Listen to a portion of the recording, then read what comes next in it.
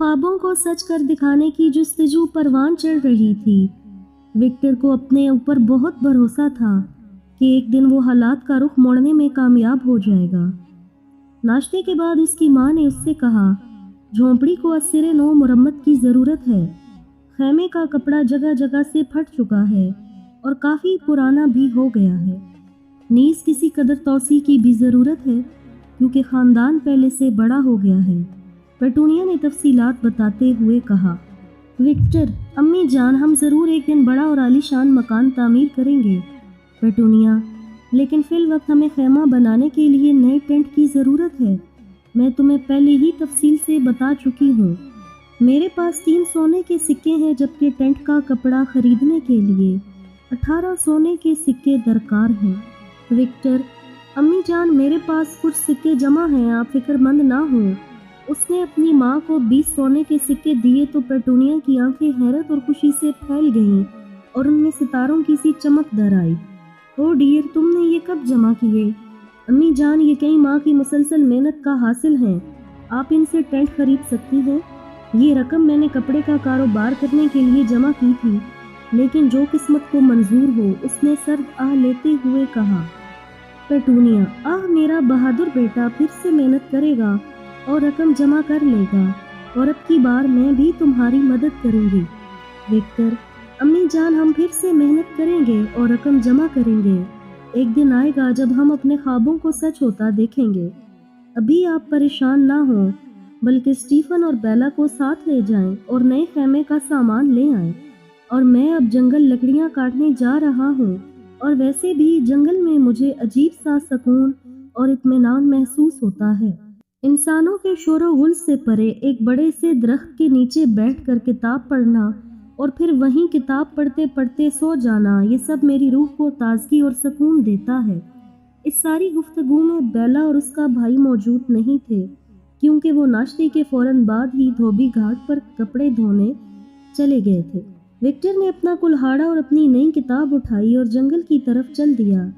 Petunia घर के काम निपटा कर धोबी घाट चली गई। जंगल में विक्टर ने 2-3 घंटे की मुसलसल मेहनत से बहुत अच्छी लकड़ियां जमा कर लीं और उनका गठड़ा बनाकर अपने मेहरबान दरख्त के साए में आ बैठा। उसने अपनी बोतल से पानी पिया और कुछ देर के लिए आंखें बंद करके लेट गया। थोड़ी देर आराम करने के बाद उसने अपने थैले से दिन का खाना निकाला और मज़े से खाने लगा। खाने से फारिग होकर उसने अपनी किताब पढ़ने के लिए उठाई। जैसे ही उसने किताब उठाई, किताब फिर से जगमगाना शुरू हो गई। विक्टर को अपना ख्वाब याद आ गया।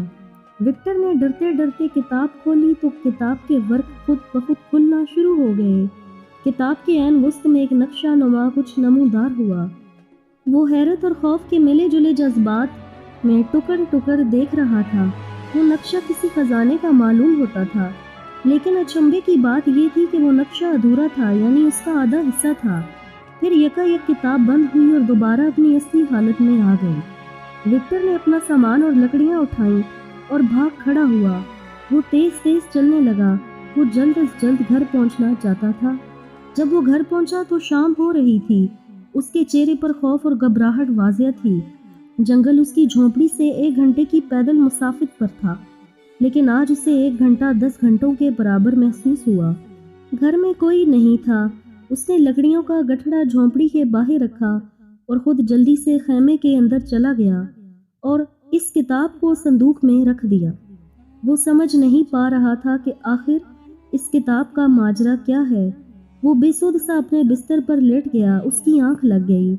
उसने ख्वाब में देखा कि एक सोने चांदी हीरे जवाहरात से भरा हुआ गार है और सबसे बड़े हीरे के करीब एक बहुत बड़ा खौफनाक नाग कुंडल मारे बैठा है। विक्टर, विक्टर, उठ जाओ, खाला तुम्हें शाम की चाय के लिए बुला रही हैं। उसने आंखें खोली तो बेला उसके सामने खड़ी थी। बेला, क्या तुम डर गए विक्टर? विक्टर, ओ हाँ हाँ, बल्कि नहीं नहीं बेला, तुम भी अजीब हो विक्टर, चलो अब बिस्तर से उठ जाओ। एक खैमा ही उन सब की कुल कायनात था। पेटूनिया ने मुस्कुराते हुए अपने बेटे को कहा, आ जाओ मेहनती लड़के, फिर से कहीं ख्वाब तो नहीं देख रहे थे कि कोई खजाना हाथ लग गया है। विक्टर ने हैरान होकर अपनी माँ की तरफ देखा कि कहीं उसकी माँ उसकी सोचें तो नहीं पड़ रही थी। پیٹونیا وکٹر کے مزاج سے بخوبی واقف تھی۔ اس نے مذاق میں اسے ایسا کہا تھا۔ وکٹر: نہیں نہیں میری پیاری امی، اب میں خزانہ حاصل کرنے کے خواب نہیں دیکھتا، بلکہ اب میں اس بات پر یقین رکھتا ہوں کہ اصل خزانہ محنت کے اندر چھپا ہوتا ہے۔ جیسے جیسے انسان محنت اور لگن سے کام کرتا ہے، وہ اپنے مقاصد حاصل کر لیتا ہے۔ پیٹونیا: شاباش میرے بہادر بیٹے، تم ایک دن ضرور کامیاب ہوگے۔ اور ہاں، میں اور تمہارے کزنز خیمے کا نیا سامان لے آئے ہیں، اور آج رات ہم اپنے نئے خیمے کی خوشی منائیں گے۔ سب بچے یہ بات سن کر خوش ہو گئے۔ اسٹیفن: اور آج کافی پینے کے بعد میں وکٹر کو ایک خزانے کی سچی کہانی سناؤں گا۔ پیٹونیا: ہاں تم ضرور سنانا، کیونکہ میرے بیٹے کو طلسماتی اور سنسنی خیز کہانیاں سننے کا بہت شوق ہے۔ بیلا اور اسٹیفن ہنس دیے۔ وکٹر نے اسٹیفن کو اپنا ہمراز بنانے کا دل ہی دل میں سوچا۔ شام کی چائے پی کر وہ تینوں بچے خیمے سے باہر آگ جلا کر بیٹھ گئے، جبکہ پیٹونیا نے نیا خیمہ تیار کرنے کے لیے ایک مددگار کو بلا لیا۔ وہ گاؤں کا بڑئی تھا۔ آگ کے قریب وہ تینوں بیٹھے باتیں کر رہے تھے۔ اسٹیفن: وکٹر تم کچھ کھوئے کھوئے سے ہو۔ وکٹر: کچھ نہیں، بس میں تھوڑا سا بیمار محسوس کرتا ہوں، شاید تھکاوٹ کی وجہ سے۔ بیلا: او ڈیئر، تم محنت بھی تو بہت کرتے ہو، ہر وقت محنت، کبھی آرام بھی کر لیا کرو۔ وکٹر: نہیں پیاری بیلا، ایسی کوئی بات نہیں ہے۔ اور ہاں اسٹیفن، تم سناؤ اپنی کہانی۔ مجھے جادوگروں کی کہانیاں، خزانے کی کہانیاں، پریوں کی کہانیاں اور طلسماتی کہانیاں سننا بہت پسند ہے۔ اسٹیفن نے اپنے خاص مزاحیہ انداز میں کہا۔ دل تھام لیجئے خواتین و حضرات، اب میں سنانے جا رہا ہوں سچی مگر خوفناک پراسرار کہانی، جس کا انجام ہونا ابھی باقی ہے۔ بیلا: اسٹیفن تم بس اب سنانا شروع کرو، زیادہ سنسنی پھیلانے کی ضرورت نہیں۔ اسٹیفن: تو لو سنو پیاری بہن اور میرے پیارے دوست۔ اسٹیفن: یہ کہانی میرے دادا نے سنائی تھی۔ آج سے 1000 سال پہلے ایک بادشاہ تھا، وہ بہت طاقتور تھا۔ اس نے طاقت کے زور پر اپنی حکومت قائم کی اور بادشاہ وقت کو مار کر خود تخت نشین ہوا۔ اس بادشاہ کا نام تھا جارج برنارڈ۔ اسے ایک نجومی نے بتایا تھا کہ اگر وہ سرخ انگارہ جادوئی پھول حاصل کرنے میں کامیاب ہو جائے تو اس کی بادشاہی امر ہو جائے گی۔ سرخ انگارہ پھول دراصل جادوئی پھول تھا اور اس میں بے تحاشا جادوئی طاقتیں تھیں۔ وہ بادشاہ کئی سالوں کی انتھک محنت کے بعد اس سرخ انگارہ پھول کو حاصل کرنے میں کامیاب ہو گیا اور مزید طاقتور ہو گیا۔ اب ہر کوئی اس سے ڈرتا تھا اور اس نے بہت سی جنگوں میں دوسری سلطنتوں کے بادشاہوں کو شکست دے کر اپنی سلطنت کو مزید وسعت دی۔ وقت گزرتا گیا اور وہ مزید طاقتور اور امیر ہوتا گیا۔ ایک وقت ایسا بھی آیا کہ اس نے ایک انجان جزیرے پر نیا خفیہ محل تعمیر کروایا، جو دیکھنے میں عام محلات جیسا ہی تھا، مگر اس محل کے اندر زیر زمین خفیہ محل تھا، جس کا ہر کونا مال و زر سے بھرا ہوا تھا۔ اس محل کا نقشہ بھی اس نے بہت ہی پیچیدہ اور خفیہ زبان میں بنایا تھا، اور اس محل کے اندر خزانے سے بھرا ہوا محل تلاش کرنا آسان نہیں تھا۔ اس محل کو تعمیر کرنے والے تمام ماہرین اور مزدوروں کو اس نے محل کی تعمیر مکمل ہونے پر مار ڈالا۔ بادشاہ دن بدن امیر اور طاقتور ہوتا گیا، لیکن ہر عروج کو زوال ہے۔ بس جارج برنارڈ کا زوال بھی شروع ہو گیا۔ جب ایک دن وہ اپنے محل میں دربار لگائے بیٹھا تھا تو وہاں ایک شخص فریادی کے بھیس میں آیا، جو در حقیقت دشمنوں کا جاسوس تھا۔ اس شخص نے بادشاہ سے فریاد کی کہ اسے محل میں کوئی چھوٹا موٹا روزگار عنایت کر دے تاکہ وہ گزر بسر کر سکے۔ بادشاہ نے ترس کھا کر اسے محل کے باغیچے میں بطور مالی رکھ لیا۔ وہ دن بھر باقی مالیوں کے ہمراہ شاہی باغیچے کی دیکھ بھال کرتا۔ اس نے کچھ عرصہ یوں ہی کام کیا، پھر جب اس نے محل میں موجود خاص لوگوں کا اعتماد حاصل کر لیا تو اس نے اپنا اصل کام شروع کر دیا۔ ایک دن جب رات سب سو رہے تھے تو اس نے بڑی ہوشیاری سے محل کے خفیہ کمرے سے سرخ انگارہ پھول چرا لیا۔ خفیہ کمرے میں بادشاہ کے سوا کسی کو جانے کی اجازت نہیں تھی، لیکن اس جاسوس نے پہرے دار کو شربت کے اندر کچھ ایسا ملا کر پلا دیا تھا کہ وہ بے خبر پڑا سوتا رہا اور یوں وہ اپنا کام کر گیا۔ اس نے سرخ انگارہ پھول چرایا اور راتوں رات محل چھوڑ کر چلا گیا۔ وہ اپنے اصل مالک کے پاس پہنچا اور اس کو پھول پیش کیا، لیکن پھول اس کی آنکھوں کے سامنے ہی ہوا میں غائب ہو گیا۔ بعد میں انہیں معلوم ہوا کہ جو کوئی بادشاہ کو مارے بغیر اس پھول کو حاصل کرے گا اسی وقت یہ پھول اپنی ساری طاقت کھو دے گا اور چند روز بعد خود بخود غائب ہو جائے گا اور پھر یہ پھول دنیا میں کسی شخص کو بھی نہیں مل پائے گا۔ بادشاہ جارج نے یہ پھول ایک بڑے اژدہے کو مار کر حاصل کیا تھا۔ سرخ انگارہ پھول ایک قدیم جادوگر کی قبر کے اندر اگا ہوا تھا اور اس پھول کی حفاظت ایک اژدہا کرتا تھا۔ قبر کے اندر اب جادوگر تو مٹی کا ڈھیر بن چکا تھا، لیکن اس کی جادوئی طاقتیں اس پھول میں تھیں۔ جارج کو پتہ چل گیا کہ پھول چوری ہو چکا ہے۔ اس نے ہر طرف اپنے ہرکارے دوڑائے کہ اس فریادی کے بھیس میں جاسوس کو تلاش کیا جائے، لیکن وہ کہیں نہ ملا۔ پھول کے غائب ہوتے ہی بادشاہ کے محل پر دشمنوں نے حملہ کر دیا اور اس کی سلطنت پر قابض ہو گئے۔ بادشاہ بہت معاملہ فہم تھا، اس نے صورتحال کی سنگینی کو بھانپ لیا تھا۔ اس نے بھاگ کر اپنی جان بچائی۔ وہ اپنے چند وفاداروں کے ساتھ جزیرے پر پہنچا جہاں اس کا خفیہ محل تھا۔ اس کے خاص وفاداروں میں ایک نجومی جادوگر بھی اس کے ساتھ تھا۔ بادشاہ نے وہاں جا کر نجومی کی مدد سے ایک خاص کوڈ کی جادوئی کتاب مرتب کی اور اس خزانے کی حفاظت کی ذمہ داری ایک ناگ جن کو سونپی جو جادوگر کا وفادار جن تھا۔ یہ کتاب قدیم زبان میں تھی جس کو سمجھنا ہر کسی کے بس کی بات نہیں تھی۔ اس کتاب کے اندر اس نے محل کے خفیہ نقشے کی تمام تفصیلات لکھی اور نقشے کو جادوئی منتروں کی مدد سے اس کتاب میں چھپا دیا۔ اب اس کتاب میں تمام تر مراحل اور تفصیلات لکھی ہوئی تھیں۔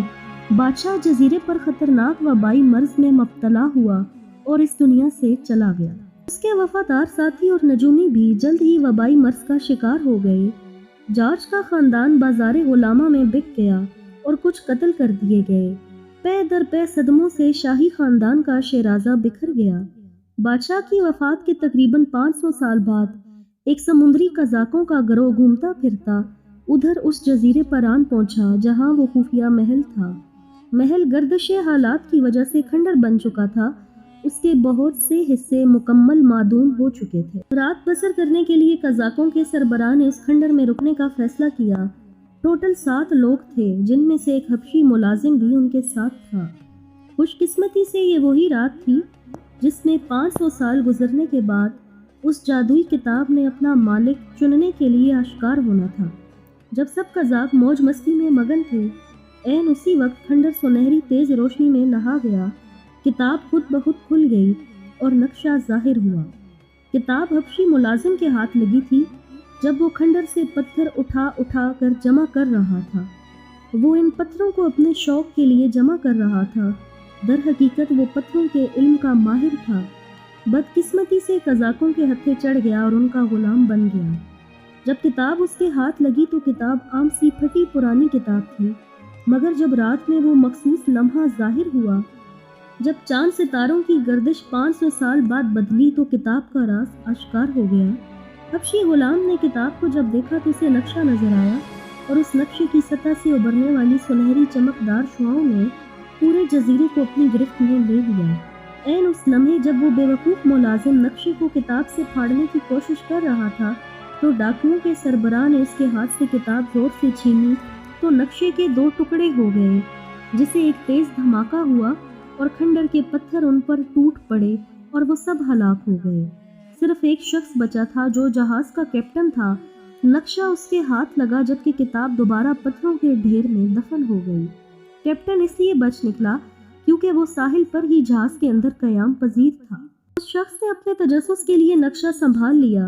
بعد میں وہ نقشہ 200 سال تک اسی شخص کے خاندان میں رہا۔ وہ اس قدیم نقشے کو متبرک سمجھتے تھے۔ اس کے بعد وہ نقشہ اس کیپٹن کے خاندان سے کھو گیا اور کسی طرح ردی کے کارخانے تک پہنچ گیا۔ ردی کے کارخانے میں ایک نوعمر لڑکے کے ہاتھ نقشہ لگا۔ اس کا باپ اس نقشے پر لکھی ہوئی خفیہ زبان پڑھ سکتا تھا۔ اس شخص نے جب معلومات پڑھی تو اس کی حیرت کی انتہا نہ رہی۔ پھر اس شخص نے اس خزانے کی کھوج کے لیے اپنے 2 دوستوں کے ساتھ سفر کیا اور نقشے کے مطابق جزیرے پر گئے، لیکن اب وہاں کھنڈر ملبے میں تبدیل ہو چکا تھا اور ریت اور پتھر کے پہاڑوں میں دفن ہو گیا تھا۔ وہ شخص ناکام واپس آ گیا اور نقشہ مزید 200 سال ان کے خاندان میں نسل در نسل چلتا رہا۔ پھر نقشے نے اپنا مالک بدلا تو ایک آرکیالوجسٹ کے ہاتھ لگا۔ پھر اس نے کئی سال سنبھال کر رکھا۔ और फिर नक्शा उनके खानदान में विरासत के साथ साथ मुंतकिल हुआ। वो आर्कियोलॉजिस्ट कोई और नहीं बल्कि मेरे परदादा थे। दादा और डैडी ने तो कभी इस नक्शे की तरफ कोई तवज्जो ना दी और ना ही कभी खजाने की खोज में निकले। अब वो नक्शा मेरे पास है क्योंकि डैडी को उससे कोई खास दिलचस्पी नहीं थी, तो उन्होंने मुझे दे दिया क्योंकि मुझे कदीम चीज़ें जमा करने का शौक है। विक्टर, तुम्हारी कहानी को अगर सच मान भी लिया जाए तो ये बताओ कि ये सारी तफसीलात तुम्हारे दादा के डैडी तक कैसे पहुँची? स्टीफन, मैं जानता था तुम ये सवाल ज़रूर करोगे और मेरा यकीन नहीं करोगे। ये नक्शा जादुई है। मेरे परदादा के दोस्त जादू में महारत रखते थे। उन्होंने एक खास अमल किया तो नक्शे ने उनसे बात की और उनको सारी दास्तान सुनाई। नक्शे के अंदर सारी दास्तान कोडेड है। उस जादुई किताब की तख्लीक को 1000 बरस आइंदा 6 साल में पूरे हो जाएंगे। फिर या तो वो किताब अपने असल वारिस को पा लेगी या फिर हमेशा के लिए दुनिया से गायब हो जाएगी। विक्टर, तुम्हारा मतलब है कि इस किताब को मुरतब हुए अब तक 994 साल हो चुके हैं और जब 1000 बरस पूरे होंगे तो वो या असल मालिक को पा लेगी या फिर सफ़ाए हस्ती से मिट जाएगी। स्टीफन, नहीं, मेरा मतलब ये है अगर 1000 बरस पूरे होने से कबल इसको वारिस मिल गया तो ठीक, वरना वो 1000 बरस पूरे होने पर हवा में तहलील हो जाएगी। अगर उससे पहले अपने असल वारिस तक पहुंच गई तो किताब और खजाना उसी का होगा। विक्टर, ओह अच्छा, वाह, ये तो बड़ी मज़ेदार कहानी है। बेला, लेकिन विक्टर, इस कहानी का अंजाम अभी भी बाकी है। या तो किताब अपने असल वारिस तक पहुंच जाएगी या फिर सफ़ाए हस्ती से मिट जाएगी और वो खजाना यूं ही दफन रहेगा हमेशा हमेशा के लिए। विक्टर, क्या ही अच्छा हो वो खजाना हमारे हाथ लग जाए। उसकी इस बात पर बेला और स्टीफन कहका लगाकर हंस पड़े। पेटूनिया ने नया खैमा तैयार करवा कर मजदूर को उजरत दी और अपने बच्चों की जानिब मुतवज्जा हुई। पेटूनिया, बच्चों चलो आ जाओ, खैमा तैयार है, अब हम अपने नए खैमे में रहेंगे। मेरे बच्चों चलो ज़रा देखो तो सही अपना नया खैमा। सब खैमे की तरफ मुतवज्जा हुए और पेटूनिया को काबिल सताइश नज़रों से देखते हुए सराहा। बेला, वाह खाला, किस कदर खूबसूरत खैमा तैयार हुआ है। हमारा घर तो बिल्कुल नया हो गया। सब बच्चे माँ के गले लग गए और अपना सामान खैमे में ढो ढो कर रखने लगे। सामान तरतीब से लगाने के बाद बेला और पेटूनिया ने रात का खाना बनाया। मछली को जैतून के तेल में नमक लगाकर तल लिया और साथ चावल उबाले। विक्टर और स्टीफन ने काफ़ी बनाई, सबने मज़े से खाना खाया और गपशप लगाई। खाने से फारिग होकर स्टीफन ने नक्शा विक्टर को दिखाया। उसने विक्टर से कहा, इस खजाने तक आज तक कोई नहीं पहुंच सका, लेकिन अगर कोई अपनी अधूरी मालूमात के बलबूते वहां तक पहुंच गया या तो नाकाम वापस आ गया या कभी वापस नहीं आया। विक्टर, क्या मतलब? स्टीफन, मतलब ये कि वो जगह इंतहाई पुरस्रार है, ज़रा सी गलती बहुत महंगी पड़ सकती है। विक्टर ने स्टीफन से उस किताब के मुतालिक पूछा जिसमें बाकी का आधा नक्शा है। स्टीफन, मेरे भाई, वो किताब जादुई है, वो अपना मालिक खुद तलाश करेगी और जब वो अपना मालिक तलाश कर लेगी तो उस पर अपना राज धीरे धीरे खोल देगी। विक्टर ने अपनी किताब उसे दिखाते हुए कहा कि ये किताब देखो। स्टीफन, इस किताब का इससे क्या ताल्लुक? विक्टर, शायद ये वही किताब हो। स्टीफन ने कहका लगाकर किताब पकड़ ली और उसका जायजा लेते हुए कहा, मैं नहीं जानता विक्टर, क्योंकि वो किताब दोहरी है, मतलब जाहिर में बिल्कुल आम सी है, लेकिन उसमें एक खुफिया कोड है जो उसे हल कर लेगा। वो किताब उस पर अपना राज खोल देगी, मगर फिर भी ये आसान ना होगा क्योंकि उस जुबान को समझने वाले अब नापैद हैं। विक्टर ने मजीद कुछ कहना मुनासिब नहीं समझा। वो स्टीफन को बताना चाहता था कि इस किताब ने उसे जंगल में क्या मंजर दिखाया था, लेकिन वो खामोश रहा। उसे लगा शायद खजाने और जादू से जुड़ी कहानियां उसके शऊर पर गालिब आ गई हैं, तो ऐसा इसलिए उसके साथ हो रहा है। स्टीफन ने किताब उसे वापस कर दी और अपने बिस्तर पर चला गया। विक्टर का दिल चीख चीख कर कह रहा था कि ये वही किताब है। उसने किताब का एक एक वर्क पलट कर देखा, लेकिन उसे जो कुछ दिन में नजर आया वो अब कहीं दिखाई नहीं दिया। बज़ाहिर किताब उसकी मादरी जुबान में थी, लेकिन किताब की खुफिया जुबान से वो नावाकिफ था। उसने सोचा अगर यही वो किताब है तो वो इसका राज जानने की पूरी कोशिश करेगा और बेला को अपना हमराज बना लेगा, क्योंकि स्टीफन ना तो ज़हीन था और ना ही वो बेला की तरह मामला फहम था, बल्कि वो मोटी अकल का आम सा लड़का था।